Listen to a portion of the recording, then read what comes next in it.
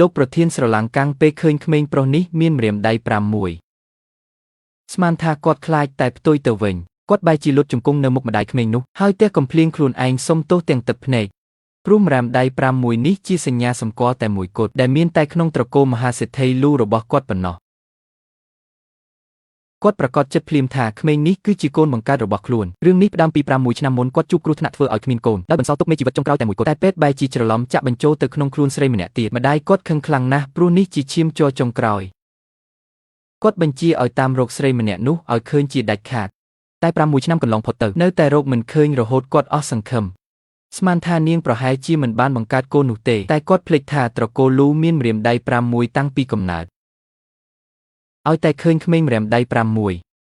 នោះច្បាស់ជាចៃរបស់គាត់ហើយចំណែកឯខាងស្រីវិញនាងចិញ្ចឹមកូនតែម្នាក់ឯងទាំងលំបាកកូននាងត្រូវមិត្តភ័ក្តិបង្អាប់ថាជាបេសាចម្រាមដៃ5មួយនាងក៏នាំកូនទៅធ្វើការជាក្មេងកំដរលេងនៅផ្ទះអ្នកមានដើម្បីយកលុយព្យាបាលកូននាងឲ្យកូនពាក់ស្រោមដៃរហូតតែនាងមិនដឹងទេថាម្ចាស់ផ្ទះគឺជាលោកស្រីធំត្រូវជាជីដូនក្មេងនោះលោកស្រីនឹកចៃរហូតយំដល់ងឹតភ្នែកគាត់ក៏ទៅសុំក្មេងម្នាក់ពីមណ្ឌលកុមារកំព្រាមកចិញ្ចឹមជំនួសពេលឮសំឡេងក្មេងនេះលោកស្រីរំភើបខ្លាំងណាស់តែអាជើងល្អដែលគាត់សុំមកចិញ្ចឹមនោះវាច្រណែនខ្លាចគេដណ្ដើមក្តីស្រឡាញ់ពីលោកស្រីមេការអាក្រក់ក៏ជួយអែបអបបញ្ឆេះកំហឹងថែមទៀតហើយចោទថាក្មេងនេះធ្វើឲ្យអ្នកប្រុសតូចយំរួចបណ្ដេញចេញសំណាងល្អលោកប្រធានមកទាន់ឃើញក្មេងនេះមានអារម្មណ៍ស្និទ្ធស្នាលណាស់គាត់ក៏អនុញ្ញាតឲ្យនៅបន្តតែមេការចង្រៃនៅតែមិនព្រមឈប់ផ្ដេសផ្ដាសវាចាប់ក្រវែងក្មេងចេញយ៉ាងខ្លាំង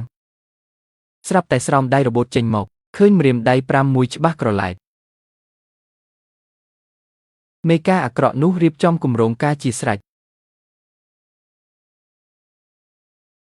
វាចង់លេបត្របាក់ទ្រព្យសម្បត្តិតកូលលូវាលួចយកសក់ក្មេងនោះទៅពិនិត្យចង់ចោទថាក្មេងនេះជាបិសាចដើម្បីបណ្ដេញចេញនៅថ្ងៃខួបកំណើតលោកស្រីតែវាបែរជាលើកថ្មសង្កត់ជើងខ្លួនឯងទៅវិញក្នុងពិធីខួបកំណើតក្មេងតូចយកយ៉ាត់សន្តិសុខដែលខ្លួនធ្វើផ្ទាល់ដៃជូនពរលោកស្រីសប្បាយចិត្តខ្លាំងណាស់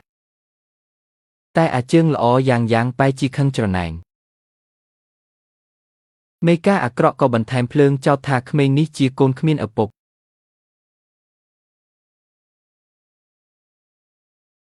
វាព្យាយាមធ្វើបាបនិងបង្ខូចឈ្មោះក្មេងតូចគ្រប់បែបយ៉ាងខ្ញុំស្អប់វាណាស់ម៉ាក់កុំបារម្ភអីកូនសម្លាញ់ម៉ាក់នឹងដេញវាចេញឥឡូវនេះមេការជេរប្រមាថថាក្មេងក្រីក្រមានឈាមចរកខ្វក់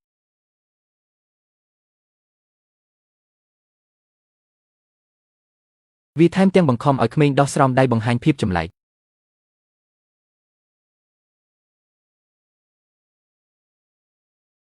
ឯងជាបេសាចម្រាមដៃ5មួយចេញពីផ្ទះនេះទៅ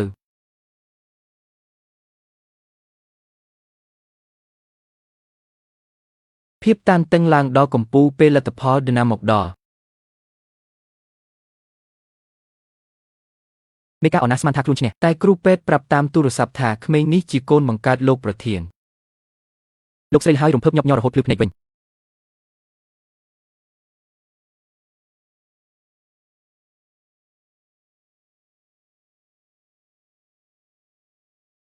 ចៅយាយរកចៅឃើញហើយចំណែកលោកប្រធានវិញស្ដាយក្រោយសឹងឆ្កួតគាត់លុតជង្គង់សុំទោសប្រពន្ធនិងកូនទាំងអារម្មណ៍ក្តុកក្តួលបំផុត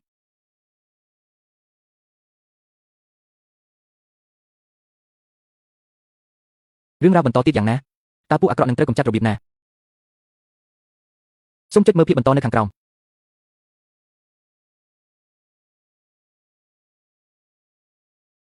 នំខេកចំណែកទី1នេះយាយឲ្យចៅយ៉ាងអរគុណលោកយាយរាល់ឆ្នាំចៅនឹងនៅក្បែរលោកយាយរហូតល្អណាស់លោកស្រីមើលចុះយ៉ាងដឹងគុណណាស់ក្មេងនេះល្អជាងចៅបង្កើតទៅទៀតម៉ាក់នំខេកនេះក្រអូបគួរឲ្យចង់ញ៉ាំណាស់ចាំដល់ថ្ងៃខួបកំណើតកូនម៉ាក់នឹងទិញឲ្យកូនមួយដែរអានណែឯណាមកញ៉ាំនំជាមួយយាយមកចៅ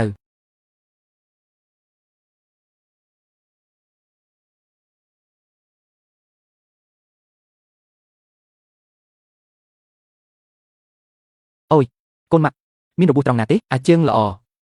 អញហ៊ានបំពងកម្មវិធីលោកស្រីផងហើយចង់រកក្តីស្លាប់មែនទេអត់ទេគឺយ៉ាងជាអ្នករុញខ្ញុំឯងហ៊ានចោទអ្នកប្រុសយ៉ាងមែនទេម្នាក់ឃើញច្បាស់ភ្នែក អញគ្រាន់តែជាក្មេងកំដរលេងម្នាក់ប៉ុណ្ណោះ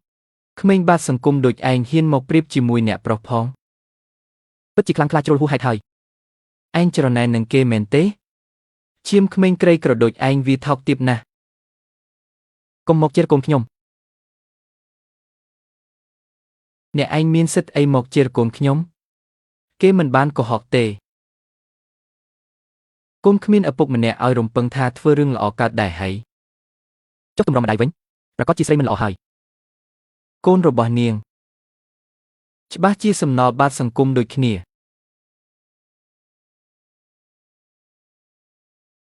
ខ្ញុំមានប៉ាខ្ញុំមិនមែនកូនគ្មានប៉ាទេប៉ាឯងនៅណាបើមានមែនក៏គ្រាន់តែជាពួកសម្រាមក្រីក្រដែរជប់ភ្លាមគ្រាន់តែរឿងនំខេកមួយសោះចាំបាច់ជាគេម្លេះលោកស្រីកុំទាន់អើខឹងរឿងខ្លះខ្ញុំត្រូវតែប្រាប់លោកស្រីចាញ់បោកម្ដាយកូនគំនិតទុច្ចរិតនេះហើយ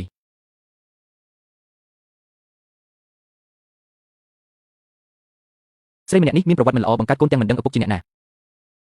អ្វីដែលរឹតតែរន្ធត់កូនរបស់នាងគឺជាបិសាច